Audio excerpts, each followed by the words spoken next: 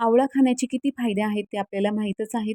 तर खूप सोप्या पद्धतीने आवळ्यांचा मुरंबा बनवणार आहे. तुम्ही पण नक्की ट्राय करा आणि चॅनलला सबस्क्राईब करा. तर चला तर सुरुवात करूया. इथे मी आवळे घेतलेले आहेत, तर त्याचे देठ काढून घ्यायचे आहेत आणि 2 ते 3 पाण्याने स्वच्छ धुवून घ्यायचे आहेत. तर इथे मी आवळे स्वच्छ धुवून घेतलेले आहेत. तर हे जे आवळे आहेत ते आपल्याला वाफवून घ्यायचे आहेत.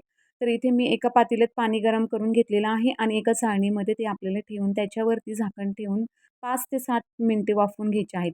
जास्त वाफवायचे नाहीत. 5 ते 7 मिनिटच वाफवून घ्यायचे आणि इथे बघा आपले आवळे वाफवून झालेले आहेत.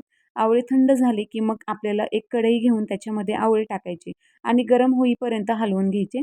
गरम झाले, की त्याच्यामध्ये एक सपाट ग्लास साखर घेतलेली आहे. ती साखर आवळ्यांमध्ये टाकून घ्यायची आणि मिक्स करून घ्यायची. जोपर्यंत साखर विरघळत नाही तोपर्यंत आपल्याला मिक्स करत राहायचं आहे. इथे आपल्याला 40 ते 45 मिनिटे लागणार आहेत. तर थोड्या वेळाने आपल्याला आवळे हलवत राहायचे कारण की खाली लागू नये म्हणून आणि तुम्ही झाकणही ठेवू शकता. तर जोपर्यंत आवळ्यांचा कलर चेंज होत नाही तोपर्यंत आपल्याला हलवत राहायचं आहे.